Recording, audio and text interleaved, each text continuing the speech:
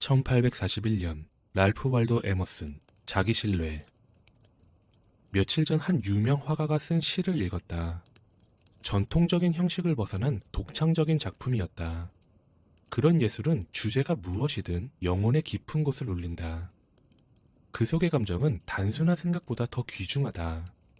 자신의 생각을 믿고 내면의 진실이 보편적 진리임을 확신하는 것, 그것이 천재성이다. 숨겨진 확신을 말하라. 그것은 결국 모두가 인정하는 진리가 된다. 우리 마음속 첫 번째 생각은 때가 되면 다시 돌아와 우리를 깨우친다. 모세, 플라톤, 밀턴이 위대한 이유는 그들이 책이나 전통에 의존하지 않고 자신의 생각을 말했기 때문이다. 인간은 내면에서 반짝이는 빛을 발견하고 그것을 지켜보는 법을 배워야 한다. 이는 과거의 시인과 현자들이 남긴 유산보다 더 중요하다. 그러나 사람들은 종종 자신의 생각을 하찮게 여기고 쉽게 버린다. 모든 위대한 예술 속에서 우리는 과거에 외면했던 자신의 생각을 다시 마주한다. 그것은 낯설지만 당당하게 우리 앞에 나타나기도 한다. 이런 작품들은 대중이 반대하더라도 자신의 본능적인 직관을 지키라고 가르친다. 그렇지 않으면 언젠가 누군가가 우리의 생각을 더 뛰어난 언변으로 말하는 것을 듣고 부끄럽게도 자신의 의견을 남의 말에서 되찾아야 할 것이다. 삶의 어느 순간 질투는 무지이며 모방은 자기 소멸이라는 깨달음에 도달하게 된다. 우주는 풍요로워도 진정한 열매는 각자가 받은 씨앗을 심고 갈아엎은 노력으로만 얻을 수 있다. 우리의 내면의 힘은 자연 속에서 독창적이고 유일한 것이다. 그것을 아는 이는 오직 자신뿐이다. 그러나 그것을 깨닫기 위해서는 행동이 필요하다. 우리의 기억 속 이미지는 결코 우연이 아니다. 눈은 특정한 빛을 보기 위해 존재하며 그 빛을 증명하기 위해 태어났다. 우리는 종종 자신의 신성한 생각을 온전히 표현하지 못하고 부끄러워한다. 그러나 진실되고 충실하게 표현한다면 그 결과는 언제나 선으로 귀결된다. 시는 결코 비겁한 자를 통해 자신의 작품을 나타내지 않는다. 자신을 신뢰해야 한다. 모든 심장은 이 진리의 주파수에 공명한다. 신성한 섭리가 우리에게 맡긴 자리와 사회 그리고 사건의 흐름을 받아들여라. 위대한 사람들은 언제나 그랬다. 그들은 어린아이처럼 시대의 정신에 자신을 맡기고 심장 속에서 절대적으로 신뢰할 수 있는 힘을 느꼈다. 그 힘은 손과 행동으로 드러나며 존재로서 우위를 차지했다. 이제 우리는 어른이다. 더 이상 보호받는 구석에 숨은 아이도 아니고 변화를 두려워하며 도망치는 비겁한 자도 아니다. 혼돈과 어둠 속에서 길을 밝히는 지도자, 구원자, 은인이 되어야 한다. 아이들과 동물의 모습은 이 진리를 잘 보여준다. 아이들은 누구에게도 순응하지 않고 오히려 모두가 그들에게 순응한다. 한 아기가 어른 몇 명을 상대하며 그들을 자신의 방식에 맞춰 놀게 하는 모습을 보아라. 마찬가지로 어른 역시 그들만의 매력을 지니고 있다. 자기 자신으로 설 수만 있다면 누구도 그들의 권리를 무시할 수 없다. 어떠한 이가 말로 소통하지 못한다고 해서 그에게 힘이 없는 것은 아니다. 다른 방에서 나는 그의 목소리는 충분히 명확하고 강할 수 있다. 그는 다른 방에서 동시대인과 소통할 줄 알며 결국 우리의 역할을 대신하게 될 것이다. 어린이들이 보여주는 태연함, 즉 배불리 먹을 저녁을 확신하며 타인을 기쁘게 하려 애쓰지 않는 태도는 인간 본성의 건강한 모습이다. 어린이들은 거실에서 세상을 독립적으로 바라보는 관객과 같다. 그는 지나가는 사람들과 사건들을 단순한 기준으로 평가하며 좋다, 나쁘다, 흥미롭다 같은 판단을 즉각적으로 내리게 된다. 그 판단은 진실하고 독립적이며 결과나 이익을 염두에 두지 않는다. 타인이 그를 기쁘게 해야지 그가 타인을 기쁘게 할 필요는 없다. 반면 성인은 자신의 의식 속에 갇힌다. 대담한 행동이나 발언을 한 후에는 수많은 관심과 평가 속에서 스스로를 감시하며 더 이상 중립으로 들어갈 수 없게 된다. 때문에 모든 편견과 약속을 벗어던지고 세상을 순수한 시각으로 다시 볼 수 있는 자는 강력한 존재가 될 수 있다. 그러한 자의 의견은 필연적이며 사람들에게 익숙하지 않은 진실을 드러내기 때문에 오히려 마음속에 깊이 새겨져 경외감과 동시에 두려움을 불러일으키기도 한다. 고독 속에서 들리는 진실의 목소리는 우리가 사회에 들어서며 점차 희미해진다. 사회는 모든 구성원의 자유와 인간성을 억누르는 음모를 꾸민다. 그것은 모든 이가 생존을 보장받도록 각자의 자유를 희생시키는 거대한 주식회사와 같다. 사회가 요구하는 미덕은 수능이며 자립은 배척당한다. 사회는 창조자와 실체를 사랑하지 않고 이름과 관습만을 숭배한다. 때문에 진정한 인간이 되려면 비수능자가 되어야 한다. 영광의 성취를 이루려는 자는 선이라는 이름에 얽매이지 않고 그것이 진정 선한지 스스로 탐구해야 한다. 인간의 마음의 순수성이야말로 유일한 신성이다. 자신에게 충실하라. 그러면 세계는 당신을 지지할 것이다. 내가 어린 시절 한 조언자와 나눈 대화가 떠오른다. 그는 교회의 전통적 교리를 설득하려고 했고 나는 내가 내면에서 충실하게 살아간다면 전통의 신성함과 무슨 상관인가요? 라고 물었다. 그는 그 충동이 저속한 곳에서 온 것이라면? 이라고 반문했다. 나는 그렇다 해도 나는 내 본성대로 살아갈 것이에요. 라고 답했다. 나에게 있어 신성한 법은 오직 내 본성에서 비롯된 것이다. 우리는 흔히 이름과 상징을 따르며 사회나 죽은 제도에 굴복한다. 그러나 우리는 진실한 태도로 살아가야 한다. 악의와 허영이 선행이라는 이름의 겉모습을 띈다면 그것을 용납할 수 없다. 누군가가 먼 곳의 해방을 위해 싸운다면 나는 먼 곳의 사랑이 가까운 곳의 증오가 되어서는 안 된다라고 말할 것이다. 거칠게 들릴지라도 위선적인 사랑보다는 진실이 훨씬 아름답다. 내 본성이 부르는 길이라면 가족이나 사회적 의무를 벗어나 그 길을 따를 것이다. 누군가 내 현관에 변덕쟁이라 쓰더라도 나는 내 마음에 따라 행동할 것이다. 하루를 변명으로 낭비하지 않고 진정 나에게 속한 사람들을 위해서라면 감옥이라도 갈 수 있다. 하지만 대중적인 자선이나 무의미한 교회 건축, 술 취한 자들에게 베푸는 구호에는 나의 정성을 쓰지 않을 것이다. 그것은 내 인간성을 훼손하는 부정한 돈일 뿐이다. 덕목은 대중에게 규칙이 아닌 예외로 여겨진다. 사람들은 용기나 자선 같은 선행을 마치 벌금처럼 의무적으로 치르며 살아간다.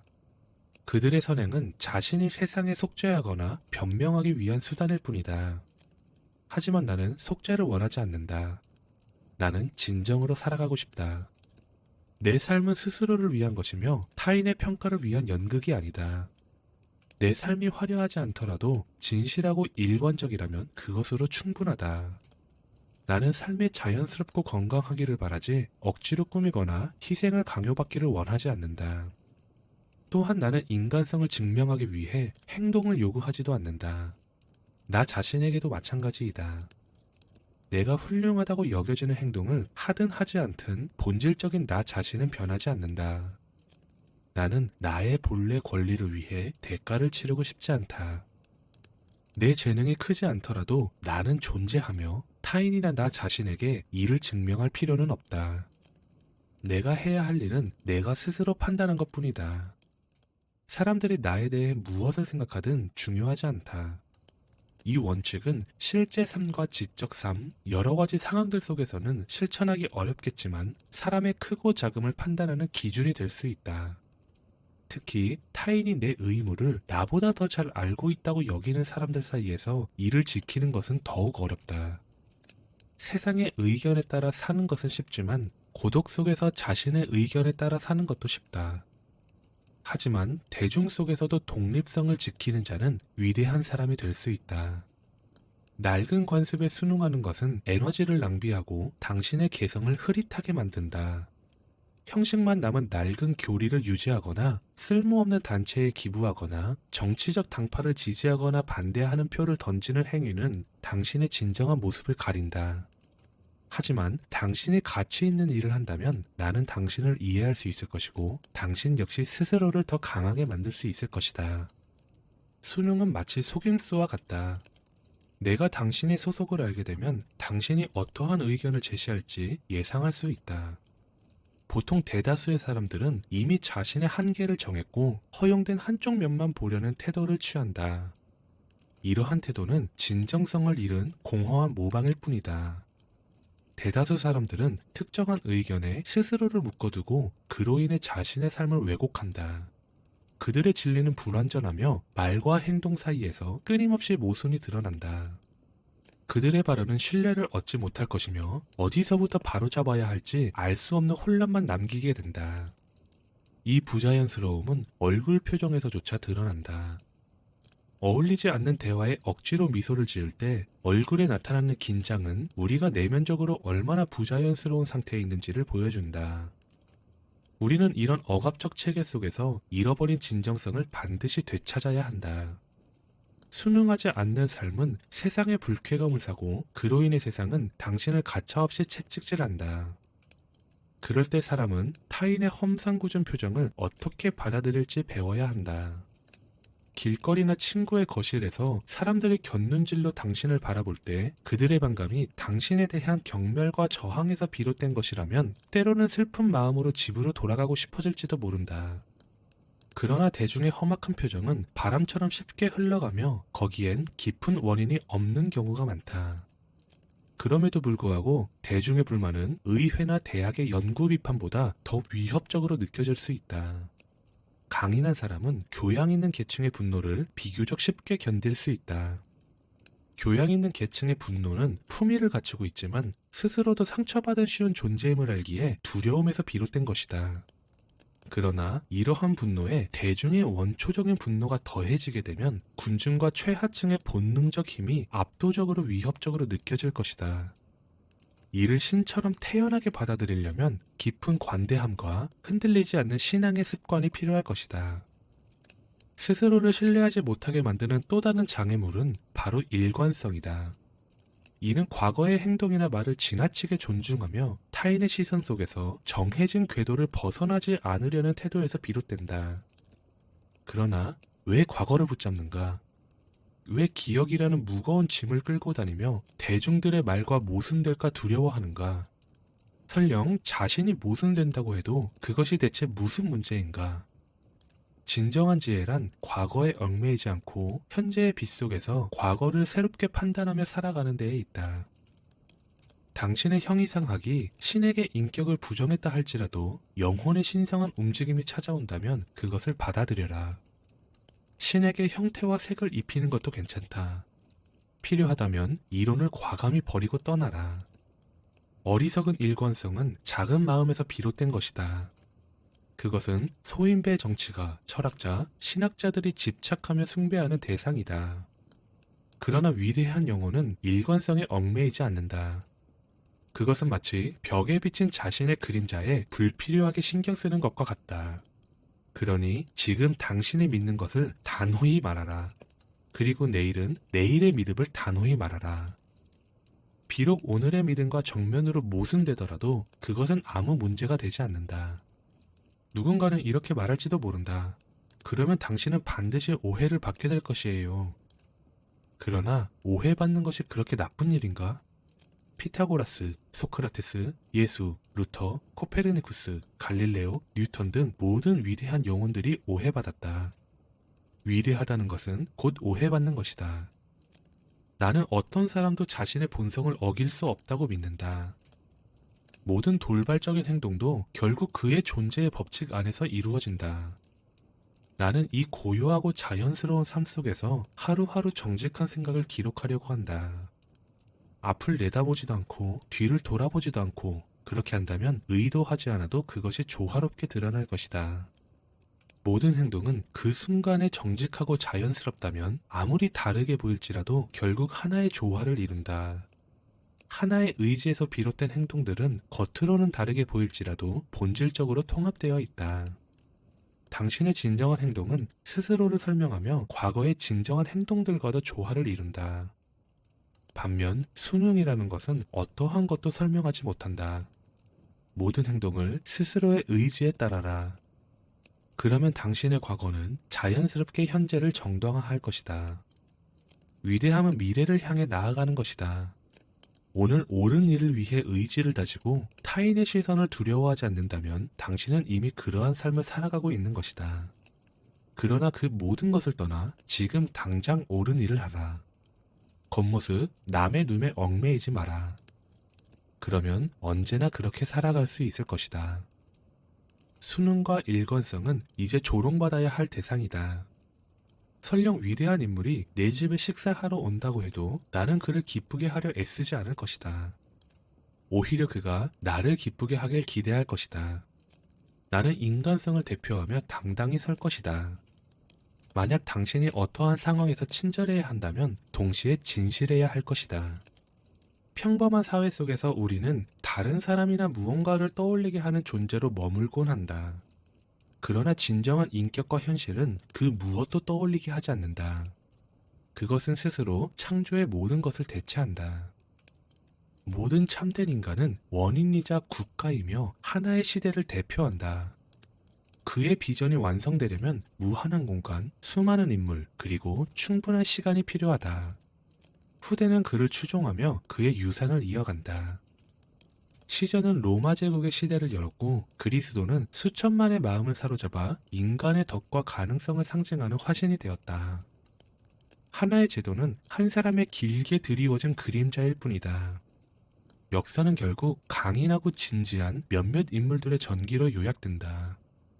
그러므로 인간은 자신의 가치를 깨닫고 세상의 모든 것을 발 아래 둘 수 있어야 한다. 비굴하게 세상을 기웃거리거나 도망치는 존재가 되어서는 안 된다. 그러나 많은 사람들은 자신을 웅장한 건축물, 대리석 조각상, 화려한 책들에 비추어 보며 자신의 가치를 발견하지 못한다. 그들은 그것들을 낯설게 느끼고 스스로 그것들 앞에서 초라하다고 생각한다. 그러나 사실 궁전, 조각상, 책들은 인간을 위해 존재하며 그의 평가와 판단을 기다리고 있을 뿐이다. 우리는 책을 읽으며 많이 착각하고는 한다. 역사 속에서 위대한 자들의 하루는 내가 보낸 평범한 하루보다 훨씬 더 화려하게 보이게 된다. 그러나 삶의 본질은 그들에게나 우리에게나 동일하다. 결과적으로 삶의 총합은 모두 같다. 오늘 당신의 사소한 행동에도 그들의 공적과 같은 가치가 있을 수 있다. 모든 독창적인 행동의 매력은 자기 신뢰에서 시작된다. 그 신뢰의 근원은 어디일까? 인간이 의지할 수 있는 보편적이고 원초적인 자아란 무엇일까? 심지어 가장 사소하고 불안정한 행동에서도 독립성의 흔적이 보인다면 그 빛나는 본질은 무엇일까? 이 질문은 우리를 창의성, 덕목, 그리고 삶의 근본적인 진리로 이끈다. 그것은 직관이라는 이름으로 스스로 드러나는 본능이다. 직관은 원초적 지혜이며 그 외의 모든 배움은 단지 이를 돕는 도구에 지나지 않는다. 모든 분석이 멈추는 본질의 끝에서 우리는 모든 존재가 같은 기원을 공유하고 있음을 깨닫게 된다. 평온한 순간, 영혼 깊은 곳에서 솟아오르는 존재의 감각은 사물, 공간, 빛, 시간, 그리고 인간과 하나로 연결되어 있다. 우리는 사물과 생명을 공유한 뒤에야 그것들을 자연의 외형으로 인식하게 된다. 그러나 그 원인과 생명을 함께 나누었다는 사실은 잊고 만다. 이곳이 바로 행동과 사고의 원천이며 인간에게 지혜와 영감을 불어넣는 숨결이 시작되는 자리이다. 이 영감은 부정될 수 없는 것이다. 우리는 무한한 지성의 품속에 안겨 있다. 그리고 그 지성의 진리를 받아들이고 그것의 활동을 위한 도구가 된다. 우리가 정의를 분별하고 진리를 깨달을 때 그것은 우리의 힘이 아니라 그 빛이 우리를 통과하도록 허락한 결과일 뿐이다. 그러나 그 빛의 출처를 묻거나 근원을 탐구하려 하면 모든 철학은 무너진다. 우리는 단지 그 빛이 존재함을 경험할 수 있을 뿐이다. 영혼과 신성한 정신의 관계는 지극히 순수하다. 그 사이에 중재를 두려는 시도는 곧 신성모독이다. 신이 말씀하신다면 그 목소리는 모든 것을 새롭게 창조하며 과거와 미래를 현재로 끌어들인다. 과거의 교리와 성전은 이 단순한 진리 앞에서 의미를 잃는다. 모든 것은 신상과의 관계 속에서 새롭게 변모하며 옛 기적은 자연스레 사라진다. 인간은 두려움 속에서 변명하며 살아간다. 나는 생각한다. 나는 존재한다고 선언하기를 두려워하며 대신 성인이나 현자의 말을 인용한다. 그러나 풀잎 하나, 창가의 장미조차 그의 태도를 부끄럽게 만든다. 장미는 과거의 장미나 더 나은 장미를 의식하지 않는다. 그저 지금 이 순간 존재하며 신과 함께 완전하다. 시간은 장미에게 아무런 의미가 없다.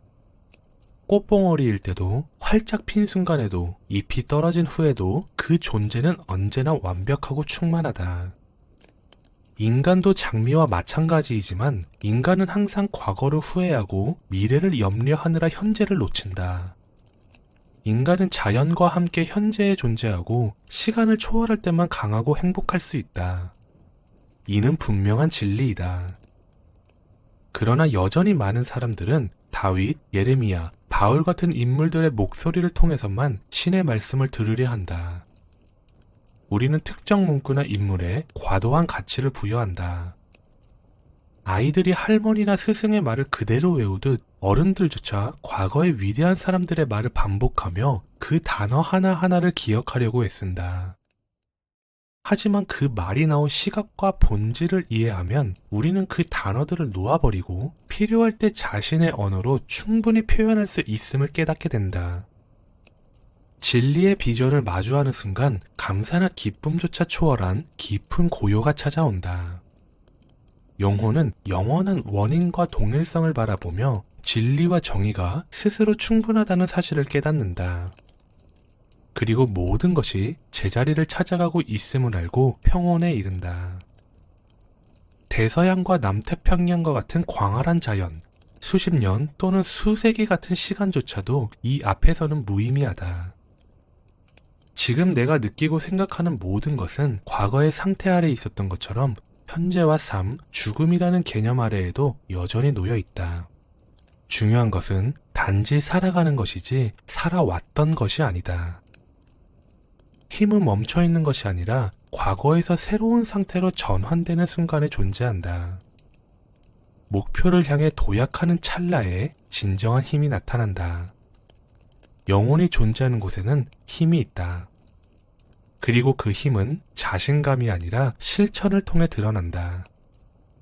진정한 자기신뢰는 행동과 존재로 증명해야 한다. 결국 모든 것은 하나로 통합된다. 우리가 다루는 모든 주제는 결국 하나의 축복받은 진리로 귀결된다. 자기신뢰는 궁극적 원인의 본질이며 모든 실제는 그 안에 담긴 덕의 깊이에 따라 존재한다. 그러므로 모든 것을 하나에 집중해라. 흔들리지 말고 근원과 함께 머물러라. 소란스러운 인간, 책, 제도를 단순하고 신성한 진리로 침묵하게 하라. 그들에게 신성한 존재가 여기에 있음을 깨닫게 하고 우리 내면의 법이 자연과 행운의 부족함을 본래적 풍요로 되돌리도록 하라. 우리는 지금 군중 속에 묻혀 있다. 인간은 더 이상 서로를 경외하지 않으며 자신의 천재성을 내면의 무한한 깊이와 연결하려 하지 않는다. 대신 다른 이들의 항아리에서 물 한 잔을 구걸하듯이 살아간다. 그러나 우리는 홀로 가야 한다. 사람들은 각자 자신의 성역에 둘러싸인 듯 언제나 고요하고 순수하게 머물러야 한다. 고립은 단순한 격리가 아니라 영적인 고향으로 이어져야 한다. 때로는 세상이 한꺼번에 사소한 문제들로 당신을 몰아세울 것이다. 친구, 고객, 자녀, 병, 두려움, 결핍 등이 한꺼번에 문을 두드리며 자신들에게 오라고 외칠 것이다. 그러나 당신은 자신의 위치를 지켜야 한다. 그들의 혼란 속으로 뛰어들지 말라. 그들이 당신을 괴롭히는 힘은 당신이 허락한 약한 호기심에서 비롯된다. 당신의 행동 없이는 아무도 당신에게 접근할 수 없다. 즉시 순종과 믿음의 신성함에 도달하지 못하더라도 최소한 유혹에는 저항하라. 당신 내면의 용기와 인내를 일깨워야 한다. 이는 평온한 시절에도 진실을 말하는 데서 시작된다. 거짓된 친절과 애정을 멈추고 타인의 기대에 휘둘리는 삶에서 벗어나라. 그들에게 이렇게 말하라. 아버지, 어머니, 형제, 친구요. 지금까지는 겉모습에 맞추어 살아왔습니다. 이제는 진리를 따르겠습니다. 영원한 법 외에는 어떤 법도 따르지 않을 것입니다. 이제 나는 새로운 방식으로 부모를 부양하고 가족들을 돌보며 아내에게 성실한 남편이 될 것입니다. 당신들의 관습에서 벗어나야만 나 자신일 수 있습니다. 더 이상 나를 당신들에게 맞추지 않겠습니다. 만약 당신들이 나를 있는 그대로 받아들여준다면 우리는 더 행복해질 것입니다. 하지만 그렇지 않더라도 나는 당신들이 나를 사랑할 자격을 갖출 수 있도록 노력할 것입니다. 내가 진심으로 기뻐하고 마음이 시키는 일을 해와 달 아래서도 당당히 할 것입니다. 나는 나만의 길을 찾을 것입니다. 이것은 이기적인 것이 아니라 오히려 겸손하고 진실된 태도입니다. 우리가 얼마나 오랫동안 거짓 속에 살아왔든 이제는 진실 속에 살아가야 합니다. 오늘 이 말이 거칠게 들릴지라도 당신도 결국 내 본성과 당신의 본성에 이끌려 진실을 사랑하게 될 것입니다. 진실을 따른다면 결국 우리는 안전한 곳에 도달할 것입니다. 이로 인해 주변인들이 상처받을 수도 있다. 그러나 나는 그들의 감정을 달래기 위해 내 자유와 힘을 포기할 수 없다. 모든 사람은 언젠가 절대적 진리를 마주하는 순간을 맞이할 것이며 그때 그들은 나를 이해하고 결국 같은 길을 걷게 될 것이다. 오늘날의 사회를 보면 왜 새로운 윤리가 필요한지 분명히 알 수 있다. 우리는 두려움에 갇혀 나약한 푸념꾼이 되어버렸다. 진실이 두렵고 운명이 두렵고 죽음이 두렵고 서로조차 두려워한다. 이러한 시대는 위대하고 완전한 인물을 배출하지 못할 것이다. 우리는 삶과 사회를 새롭게 이끌어갈 사람을 원하지만 대부분은 자신의 필요조차 채우지 못한 채 무능함에 머물러 있다. 실질적인 능력 없이 지나치게 큰 야망만 품고 살아간다. 우리의 일상, 예술, 직업, 결혼, 종교까지도 스스로 선택한 것이 아니라 사회가 대신 정해준 것이다. 우리는 편안함에 안주하며 진정한 강인함이 필요한 험난한 현실의 도전을 외면하고 있다. 젊은이들이 첫 시도에서 실패하면 그들은 쉽게 모든 용기를 잃는다. 젊은 상인이 실패하면 사람들은 그가 끝났다고 단정 짓는다. 대학에서 뛰어난 재능을 보인 학생이 졸업 후 1년 안에 성공하지 못하면 그는 낙담하며 평생 불평할 자격이 있는 사람처럼 여겨진다. 그러나 억센 청년은 다르다. 그는 화물 운송, 행상, 학교 운영, 설교, 신문 편집, 의회 활동, 토지 매입 등 매년 다른 일을 시도하며 항상 자기 발로 문을 연다. 전문직에 종사하지 않는다고 부끄러워하지 않고 삶을 미루지 않으며 이미 살아가고 있다. 그에게는 단 한 번의 기회가 아니라 수백 번의 기회가 있다. 기도를 생각해보라. 사람들이 신성한 의식이라 부르는 기도는 종종 용기와 품위를 잃고 외부의 도움을 구하는 비굴한 요청으로 변질된다. 기도로 특정한 소유물을 바란다면 그것은 비열하다. 모든 선함을 향하지 않은 기도는 본질적으로 가치가 없다. 참된 기도란 삶의 진리를 가장 높은 관점에서 성찰하는 것이다. 그것은 보는 영혼의 독백이며 신의 영이 자신의 창조물이 선하다고 선언하는 행위이다. 그러나 기도가 개인적인 목적을 위한 도구로 쓰인다면 그것은 자연과 의식의 통일성을 부정하는 이원론에 불과하다. 인간이 신과 하나가 되는 순간 그는 더 이상 구걸하지 않을 것이다. 그때 그는 자신의 모든 행동 속에서 기도의 본질을 발견하게 될 것이다. 신의 숨겨진 뜻은 우리의 노력 속에 있다. 우리의 용기가 최고의 신이다. 거짓된 기도의 또 다른 형태는 후회이다. 후회는 자기 신뢰의 결여이며 의지의 나약함을 드러낸다. 후회가 고통받는 이를 돕는다면 의미가 있을지도 모른다. 그러나 그렇지 않다면 후회하지 말라. 그것이 악을 치유하는 첫걸음이 될 것이다. 우리의 동정도 이와 다르지 않다. 우리가 슬퍼하는 이들에게 찾아가 어리석게 함께 울며 그들에게 진리와 희망을 전달하지 못한다. 그들의 고통을 치유할 강력할 자극을 제공하기보다는 그 속에 같이 빠져들 뿐이다. 행운의 비밀은 자신 손안에 있는 기쁨이다. 스스로 돕는 사람은 신들과 인간 모두에게 환영받는다. 그를 위해 모든 문이 열리고 모든 이가 그를 맞이하며 모든 영광이 그를 둘러싼다. 그는 주변의 사랑을 필요로 하지 않았기에 오히려 더 큰 사랑을 받는다. 그는 주변의 비판을 개의치 않고 자신의 길을 가는 사람이다. 신들은 그를 사랑한다. 사람들이 그를 미워했기 때문이다. 여행에 대한 집착은 자기 문화의 뿌리가 약한 이들에게서 비롯된다. 이탈리아, 영국, 이집트 같은 나라들이 교육받은 미국인들을 매혹시키는 이유도 여기에 있다. 영국, 이탈리아, 그리스를 상상 속에서 존경받게 만든 사람들은 자신의 자리에서 흔들림 없이 버틴 이들이었다. 영혼은 여행자가 아니다. 현명한 사람은 집에 머문다. 설령 필요와 의무가 그를 외국으로 부른다 해도 그는 어디에서나 집에 있는 것처럼 행동할 것이다. 그는 지혜와 덕의 사절로서 도시와 사람들을 방문하며 남의 일꾼이 아니라 주인처럼 행동할 것이다. 나는 예술과 학문 혹은 선행을 위해 세계를 여행하는 것을 반대하지 않는다. 다만 자신의 삶의 뿌리를 내려야 하며 이미 알고 있는 것보다 더 위대한 무언가를 찾으려는 기대가 없이 떠나야 한다. 단순히 즐거움을 위해서나 자신이 가지지 못한 무언가를 얻으려는 여행은 곧 자신을 잃는 것이다. 집에서는 나폴리나 로마에서 아름다움에 도취되어 슬픔을 잊을 수 있을 것이라 꿈꾼다.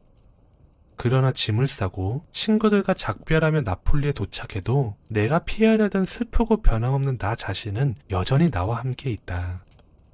바티칸과 궁전을 둘러보며 감동받은 척하지만 실은 아무런 감동도 없다. 잠재의식이라는 내 안의 거인은 어디를 가든 나와 함께한다. 우리는 몸이 집에 머물러 있어도 마음은 끊임없이 떠돌며 모방하는 삶을 산다. 모방은 곧 마음의 방황이다. 우리의 집은 외국의 취향으로 꾸며지고 책장은 외국의 장식품으로 채워진다. 우리의 의견, 취향, 재능도 과거와 먼 곳을 향해 기울어져 있다. 그러나 진정한 예술은 영혼에서 창조된다. 예술가는 자신의 내면에서 모델을 찾고 자신의 사고를 현재의 과제와 조건에 적용해왔다. 스스로를 믿어라. 결코 모방하지 말라. 당신은 한평생의 노력으로 축적된 자신의 힘을 매 순간 선물처럼 세상에 전할 수 있다. 그러나 다른 사람의 재능을 빌린다면 그것은 일시적이고 불완전할 뿐이다. 위대한 사람은 모두 독창적이었다. 셰익스피어를 가르칠 수 있는 스승은 없었고 스키피어가 결코 빌릴 수 없었던 고유한 특징이 그를 위대하게 만들었다. 그러니 당신에게 주어진 일을 하라. 그러면 어떤 꿈도 꾸고 어떠한 도전도 감행할 수 있을 것이다. 모두가 사회의 발전을 자랑하지만 정작 아무도 사회를 실제로 개선하지 않는다. 사회는 결코 진보하지 않는다. 한쪽에서 얻는 만큼 다른 쪽에서 잃으며 변화만 거듭할 뿐이다. 야만적이었다가 문명화되고 부유해지고 과학적으로 변화하지만 그것이 진보를 의미하지는 않는다. 사회는 얻는 만큼 잃는다. 새로운 기술을 습득하는 동시에 오래된 본능을 상실해 간다. 위대한 천재는 본질적인 인간으로 회귀한다. 전쟁 기술의 발전이 과학의 승리로 여겨졌지만 나폴레옹은 그러한 과학 없이 순수한 용기로 유럽을 정복했다. 그는 병사는 자신의 공물을 받아 손으로 갈고 직접 빵을 구워야 한다며 본질로 돌아갈 곳을 강조했다. 사회는 끊임없이 변하는 물결과 같다. 물결은 앞으로 나아가는 듯 보이지만 그 안의 물은 제자리에서 움직이지 않는다. 오늘날 한 국가를 구성하는 사람들이 내년이면 자리를 떠나고 그들의 경험 역시 함께 사라진다. 사회의 진보는 환상에 불과하며 진정한 변화는 오직 개인의 본질적인 자립과 강인함에서 비롯된다. 재산이나 이를 보호하는 정부에 의존하는 것은 자기 신뢰가 부족하다는 증거이다. 사람들은 오랫동안 자신을 돌아보지 않고 외부의 사물에만 의존해왔다. 종교, 학문, 시민제도를 재산을 지키기 위한 수단으로 여겨왔으며 이러한 제도에 대한 비판을 곧 재산에 대한 위협으로 받아들여 두려워한다. 사람들은 타인을 그들이 가진 소유물로 판단하지만 정작 그 사람이 어떤 사람인지는 신경 쓰지 않는다. 그러나 진정으로 교양 있는 사람은 재산을 부끄럽게 여긴다. 특히 그 재산이 우연히 얻어졌거나 상속이나 선물로 받았거나 부정한 방법으로 얻어진 것이라면 더욱 그렇다. 그는 재산이 자신에게 진정으로 속한 것이 아니며 단지 아직 사회적 변화나 혼란이 가져가지 않았기 때문에 나에게 남아있을 뿐이라고 느낀다. 반면 인간의 본질에서 자연스럽게 얻어지는 것은 진정한 재산이다. 이 재산은 통치자, 군중, 사회적 변화, 자연재해, 파산 같은 외부 요인에 흔들리지 않는다. 그가 어디에서 살아가든 끊임없이 새롭게 만들어진다. 칼리프 할리가 말했다. 이미 너를 향해 오고 있으니 억지로 찾으려 애쓰지 말라. 외부의 재화에 의존하는 것은 다수를 맹목적으로 따르는 태도로 이어진다. 정당들은 수많은 함성 속에서 자신감을 얻고 다수의 지지를 받기 위해 집회를 연다. 그러나 친구들이여, 신이 당신 안에 깃들기를 바란다면 그런 방식이 아니라 완전히 다른 길을 선택해야 한다. 인간은 외부의 도움을 내려놓고 스스로서야 강해지고 승리할 수 있다. 다른 사람에게 아무것도 요구하지 말라. 변화하는 세상 속에서 자신이 모든 것을 떠받치는 단단한 기둥이 되어야 한다. 힘이 내 안에 있음을 깨닫는 순간 외부에서 선을 찾던 것이 약함의 원인이었음을 알게 된다. 그는 자신의 생각에 의지하여 곧바로 서고 스스로를 바로잡아 기적을 만들어낼 것이다. 운명이라 불리는 모든 것을 활용하라. 대부분의 사람들은 운명과 도박을 하며 운명의 수레바퀴가 돌아감에 따라 모든 것을 얻거나 잃는다. 그러나 당신은 그러한 승리를 부당하다고 여기고 신의 대리자인 원인과 결과에 주목하라. 의지로 일하고 얻는다면 운명의 수레바퀴에 얽매이지 않고 두려움 없이 살아갈 수 있을 것이다.